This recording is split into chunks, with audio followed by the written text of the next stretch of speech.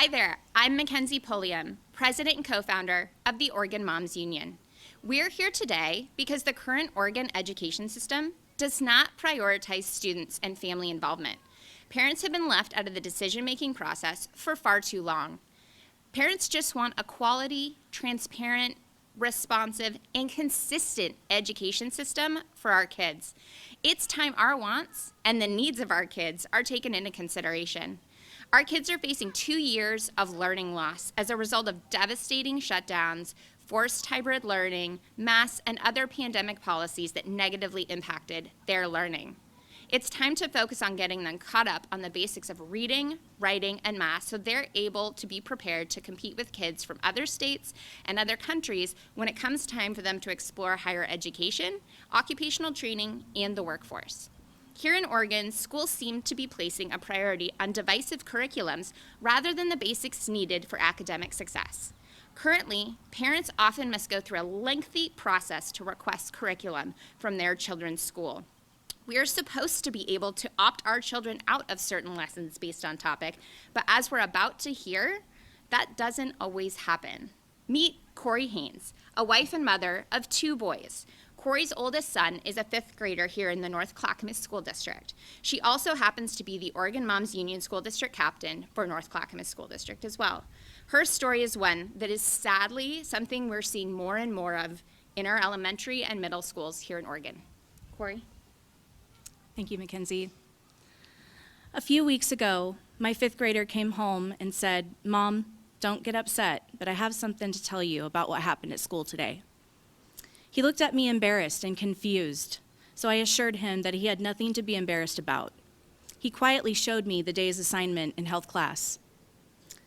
A couple of hours before my son's health class, the principal at his school informed the teacher that she and the counselor would be taking over the class to teach a lesson about gender identity and gender expression. The teacher warned her that it wasn't a good idea to teach this controversial lesson without first letting the parents know. In fact, before this lesson, we had been informed of all lessons regarding health curriculum prior to this one. We do still have great teachers, and I appreciate my son's teacher for advocating for us as parents.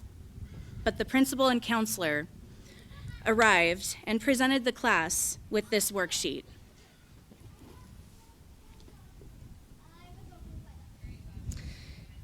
He and the other students were told to rate themselves on sliding scales from masculine to feminine, from heterosexual, bisexual, and homosexual, from woman to non-binary man.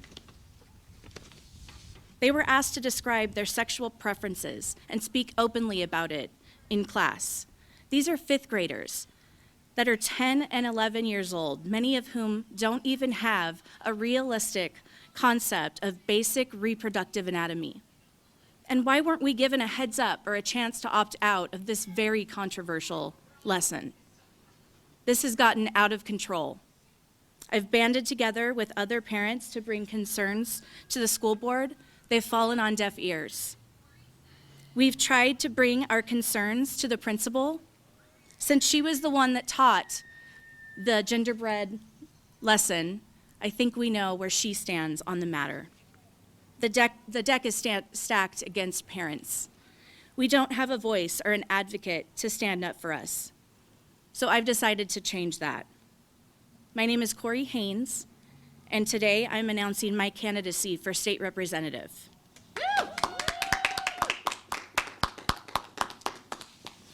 The first thing I'm going to propose is a Parents' Bill of Rights.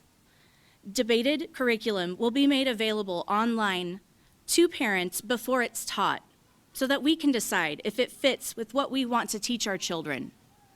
School boards will be required to have more transparency in their meetings, and parents' voices will be heard. And in the classroom, we truly demand an unbiased approach. These personal agenda-based educators preach equality and equity, but not when it comes to religion and not when it comes to medical freedom. The time has come for us to stand up to them. I'm Corey Haynes, and I would be honored to have your support as the first member of Oregon Mom Union to go to Salem and fight for parents' rights. Thank you.